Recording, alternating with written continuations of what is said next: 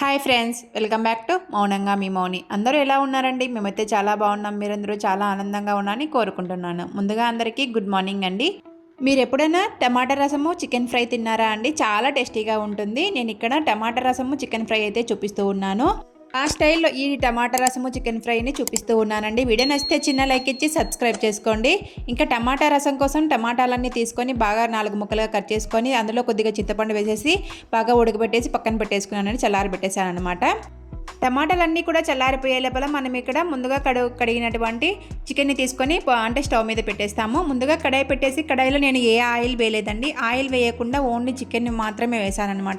బాగా కడిగిన చికెన్ అయితే వేసేసాను. చికెన్ని వేసేసిన తర్వాత 1/2 టేబుల్ స్పూన్ పసుపు, అలాగనే కొద్దిగా కల్లుప్పుని అయితే యాడ్ చేసేసి బాగా కలిపెడుతూ ఉన్నాను. ఇలా పసుపును ఉప్పును యాడ్ చేసి బాగా కలిపెట్టడం వల్ల వాటిలో ఉండే వాటర్ అంతా కూడా బయటికి వచ్చేసి నీసు వాసన రాకుండా ఉంటుందండి చికెన్ అనేది. అందుకోసం మేము ఎప్పుడు చికెన్ చేసినా కూడా ఇలా వాటిలో ఉండే వాటర్ అంతా బయటికి వచ్చేసి ఎవాపరేట్ అయ్యే వరకు, ఆవిరైపోయే వరకు నేను ఉడకబెడతాను. ఆవిరైపోయిన తర్వాత అంతా వాటర్ అంతా పోయిన తర్వాత ఆయిల్ అయితే యాడ్ చేస్తానన్నమాట. ఈ అలవాటు ఇప్పుడు వచ్చిన అలవాటు కాదండి, మా అమ్మ నుంచి వచ్చిన అలవాటు అనమాట. మా అమ్మ కూడా ఇలానే చికెన్ బాగా కడిగిన తర్వాత పసుపు ఉప్పు వేసేసి బాగా ఉడకబెట్టేస్తుంది, వాటర్ అంతా పోయే వరకు.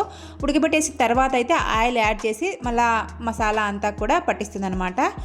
అక్కడి నుంచి వచ్చిన అలవాటుని నేను మానుకోకుండా అలానే కంటిన్యూ చేస్తూ ఉన్నానండి. టమాటా రసంకి టమాటాలన్నీ కూడా ఉడకబెట్టేసాం కదండి, వాటిని పక్కన పెట్టేసుకొని చల్లారి పెట్టేసుకున్నాం. అలాగనే పిసికేసి వాటిలో నేను పసుపు ఉప్పు అలాగ అన్నీ కూడా వేసేసాను అనమాట.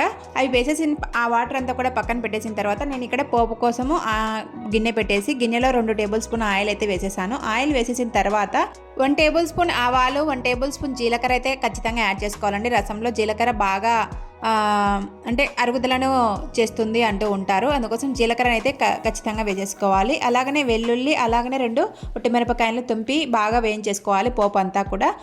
పోపు అంతా వేగిన తర్వాత మనం ముందుగా పిసికి పక్కన పెట్టేసుకున్నటువంటి టమాటా రసం అయితే ఇందులో వేసేసుకోవాలి. ఇందులో వేసేసుకొని బాగా మరిగించుకోవాలన్నమాట. ఒకసారి అయితే మళ్ళీ రసం అంతా కూడా బాగా కలిపెట్టుకున్న తర్వాత నేను ఇక్కడ రసం పొడిని అయితే యాడ్ చేస్తూ ఉన్నానండి. నేను ఇక్కడ ఎంటీఆర్ రసం పొడిని అయితే యూజ్ చేస్తూ ఉంటాను ఎప్పుడు కూడా. తర్వాత అందులోనే 1/2 టేబుల్ స్పూన్ మిరియాల పొడిని కూడా యాడ్ చేశాను. ఇప్పుడు ఈ సీజన్లో తుఫాను ప్రభావంలో కొద్దిగా గొంతు నసనస అందుకు ఉంటుంది కదండి, పిల్లలకైనా పెద్దలకైనా. అందుకోసం చలి కూడా ఎక్కువగా ఉంటుంది. ఆ చలి వాతావరణాన్ని తట్టుకోవడానికి మనం ఇక్కడ మిరియాల పొడిని అయితే యాడ్ చేస్తూ ఉన్నాను. ఇక్కడ రసంలో అయితే నేను ఎప్పుడు రసం చేసినా కూడా కొద్దిగా మిరియాల పొడిని అయితే యాడ్ చేస్తూ ఉంటానండి. కొద్దిగా జలుబులు అన్నీ కూడా ఉంటే తగ్గిపోతాయని చెప్పేసి. చికెన్ అయితే ఉడకబెట్టుకున్నాం కదండి, ఆ చికెన్ అంతా కూడా హాఫ్ వరకు బాగా ఉడికిపోయిందండి. వాటిలో ఉండే వాటర్ అంతా కూడా బాగా హాఫ్ వరకు వెళ్ళిపోయాయి అనమాట. ఇంకా కొద్దిగా వాటర్ ఉన్నాయి, అందుకోసం కొద్దిసేపు బాగా కలుపుకొని ఒక నిమిషం పాటు మళ్ళీ మూత పెట్టేశాను. ఆ మూత పెట్టడం వల్ల ఇంకా లోపల ఉండే వాటర్ అంతా కూడా బయటకు వచ్చేసి ఆవిరైపోతాయి అనమాట. నేను అందుకోసం మూత పెట్టేసి ఒక 5 నిమిషాలు అయితే బాగా వేయించుకున్నానండి. వేయించుకున్న తర్వాత అయితే ఇప్పుడు ఆ వాటర్ అయితే అస్సలు లేవండి. వాటర్ లేకుండా వాటిలో ఉండే కొద్దిగా ఆయిల్ ఉంటుంది కదండి, ఆ ఆయిల్ అయితే బయటకు వచ్చేసింది. ఇంకా మనము ఇప్పుడు ఆయిల్ అయితే యాడ్ చేసుకోవాలి. ఆయిల్ కొద్దిగా ఎక్కువగా లేకుండా అంత తక్కువగా లేకుండా మీడియంలో యాడ్ చేసుకుంటూ ఉండాలండి. కొద్దిగా చికెన్లో కొద్దిగా ఆయిల్ ఎక్కువగా ఉంటే చాలా బాగా టేస్టీగా ఉంటుంది. నేను ఇక్కడ 3 టేబుల్ స్పూన్ల ఆయిల్ అయితే యాడ్ చేసేసి బాగా కలిపేస్తూ ఉన్నాను. ఈ ఆయిల్లో ఈ చికెన్ అంతా బాగా కలిపేసి 1 నిమిషం పాటు బాగా వేయించుకోవాలండి. బాగా వేయించుకుంటే ఆయిల్ అంతా కూడా ముక్కలుగా పట్టేస్తుంది. ముక్కలుగా పట్టేసిన తర్వాత మనం అల్లం, వెల్లుల్లి, అలాగనే చెక్క, లవంగాలు అన్నీ వేసేసి ఇలా చిన్న రోట్లో అయితే దంచేసుకున్నానండి. ఆ రోట్లో దంచేసుకున్నటువంటి అల్లం పేస్ట్ని అయితే ఇందులో వేస్తూ ఉన్నాను. ఇలా అప్పటికప్పుడు మనము అల్లం పేస్ట్ని దంచుకొని వేసుకుంటే చాలా టేస్టీగా ఉంటుందండి. చికెన్ ఫ్రై కానీ వేటిలో అయినా కూడా అప్పటికప్పుడు మనం దంచుకునే అల్లం వెల్లుల్లి పేస్ట్ వేసి ఏ కూర అయినా చేసినా కూడా టేస్ట్ అయితే వేరే లెవెల్గా ఉంటుంది. టేస్ట్ ఎన్హాన్స్ అవ్వడం కోసమైనా కూడా అప్పటికప్పుడు దంచుకొని ఫ్రెష్గా వేసుకుని అల్లం వెల్లుల్లి పేస్ట్ని అయితే దంచేసుకొని వేసేసుకోండి.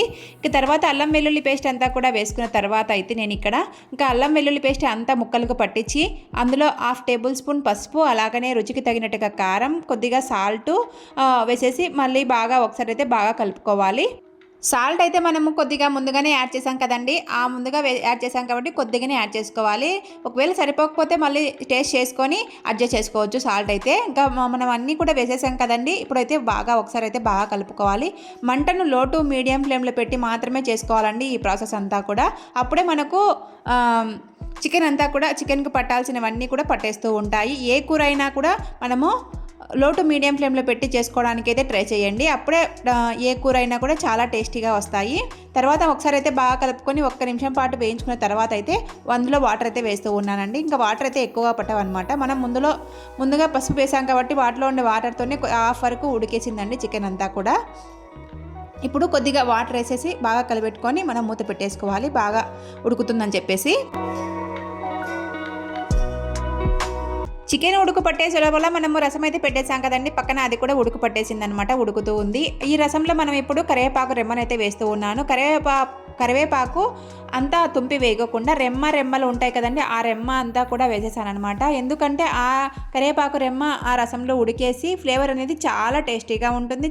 ఆ కరివేపాకు ఫ్లేవర్ అంతా కూడా రసానికి పట్టేస్తుందండి ఇలా చేయడం వల్ల. నేను రెమ్మ అంతా పెట్టేసి బాగా ఒకసారి కలిపేసి మళ్ళీ మూత పెట్టేస్తూ ఉన్నాను. కొద్దిగా వారగిచ్చాను అనమాట. మనం లో టు మీడియం ఫ్లేమ్లో పెడితే ఇంకా కొద్దిసేపు ఉడికేసరికి ఆ కరివేపాకులో ఉండే అంత రసాలన్నీ కూడా వాటిలో దిగిపోతాయి రసంలో.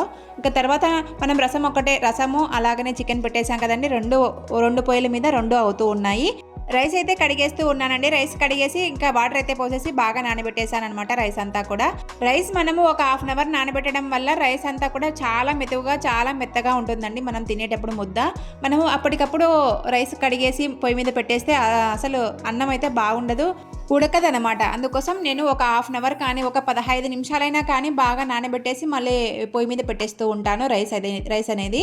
ఒక సైడ్ రసం పెట్టేసాం కదండి, రసం ఫినిష్ అయిపోయింది, బాగా ఉడుకు పట్టేసింది. వాటిలో నేను కొత్తిమీరని కూడా యాడ్ చేసి కలిపేసి పక్కన పెట్టేశాను అనమాట. ఇంకా స్టవ్ ఆఫ్ చేసేసాను. ఇంకా ఇటు సైడ్ చికెన్ వేసాం కదండి, చికెన్లో మనం ఒకసారి అయితే మళ్ళీ బాగా కలుపుకొని మూత పెట్టేస్తూ ఉన్నాను. మూత పెట్టేసి ఇంకా రసం అయితే పక్కన పెట్టేస్తూ ఉన్నాను. రసం పక్కన పెట్టేసిన తర్వాత రైస్ అయితే పెట్టేస్తూ ఉన్నాను ఆ పొయ్యి మీద.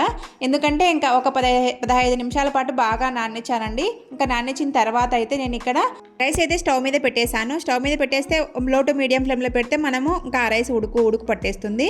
ఇటు సైడ్ వచ్చేసి ఒక 5 నిమిషాలు మనం బాగా ఉడికించుకున్నాం కదండి. ఇప్పుడు మళ్ళీ ఒకసారి అయితే బాగా కలుపుకొని అందులో మనము ముందుగా కట్ చేసి పెట్టుకున్నటువంటి 4 టమాటాలను అయితే వేస్తూ ఉన్నాను.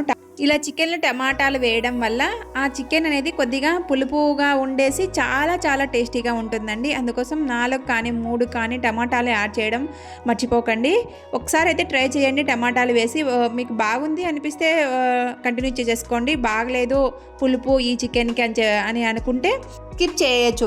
ఇంకా స్కిప్ చేసేసి మీకు ఎలా చేసుకుంటారో అలా చేసేసుకోవచ్చు అనమాట. ఇంకా తర్వాత నేను ఇక్కడ బాగా టమాటాలన్నీ కూడా వేసేసి బాగా నీళ్ళంతా కూడా పోయిన తర్వాత ఆ చికెన్ అయితే ఇలా ఉందన్నమాట. ఆ చికెన్లో నేను ఇప్పుడు చికెన్ మసాలా అయితే వేస్తూ ఉన్నాను. చికెన్ మసాలా లేకుంటే మిరియాల పొడి యాడ్ చేయండి, చాలా టేస్టీగా ఉంటుంది. కొద్దిగా ధనియాల పొడి యాడ్ చేసేసి బాగా కలిపెట్టేసి ఇంకా స్టవ్ ఆఫ్ చేసేసానండి. ఇంకా మనకు చికెన్ ఫ్రై అయితే అయింది, రసం కూడా అయింది, అలాగనే రైస్ కూడా అయిందనమాట. భోజనాల కార్యక్రమం అయిపోయిన తర్వాత నేను చిన్న DIY చూపిస్తూ ఉన్నానండి. మనం యూజ్ చేయని షర్ట్లు ఉంటాయి కదండి, ఇంట్లో పాడైపోయిన షర్ట్లన్నీ కూడా. ఆ షర్ట్కు ఉన్న హ్యాండ్స్ తీసుకొని హ్యాండ్స్కు మనకు చేతుల దగ్గర పట్టీలాగా ఉంటుంది కదండి, పట్టీలకు మనకు గుండీలు కూడా పెట్టి ఉంటారు. ఆ గుండీల పట్టీలను తీసుకొని కట్ చేస్తూ ఉన్నానండి. ఆ పట్టీ వరకు మాత్రమే కట్ చేస్తూ ఉన్నాను. కట్ చేసిన తర్వాత అయితే వాటిని నేను ఏ దానికి యూజ్ చేస్తానో మీరే చూడండి. చాలా యూస్ఫుల్గా ఉంటుంది. DIY అనేది ఈజీగా ఉంటుందన్నమాట. వీడియో నచ్చితే మాత్రం ఒక చిన్న లైక్ ఇచ్చి సబ్స్క్రైబ్ చేసుకోండి. ఇంకా నేను కట్ చేసిన పట్టీని తీసుకొని డోర్ కర్టన్స్ కానీ విండో కర్టన్స్ కానీ గాలికి ఎగిరిపోకుండా, అలాగనే సంధ్యాదీపం పెట్టినప్పుడు మనం డోర్ కర్టన్ తీస్తూ ఉంటాం కదా, ఆ డోర్ కర్టన్ తీయకుండా ఇలా యూజ్ చేయని టీషర్ట్కు ఉండే పట్టీని తీసుకొని ఇలా పెట్టేసుకోండి. చాలా యూస్ఫుల్గా ఉంటుంది మీకైతే. డోర్ కర్టన్ అటు సైడ్ ఇటు సైడ్ జరపాల్సిన అవసరం లేకుండా ఇలా పట్టీని పెట్టేస్తే చాలా అలాగనే ఉంటుంది, చాలా యూస్ఫుల్గా ఉంటుందండి. ఇదే అండి ఇవాళ చిన్ని వీడియో. ఈ వీడియో మీకు యూస్ఫుల్ అనిపిస్తే లైక్ చేసి సబ్స్క్రైబ్ చేసుకోండి. మరొక మంచి వీడియోతో మళ్ళీ కలుస్తాను. ఉంటానండి, బాయ్.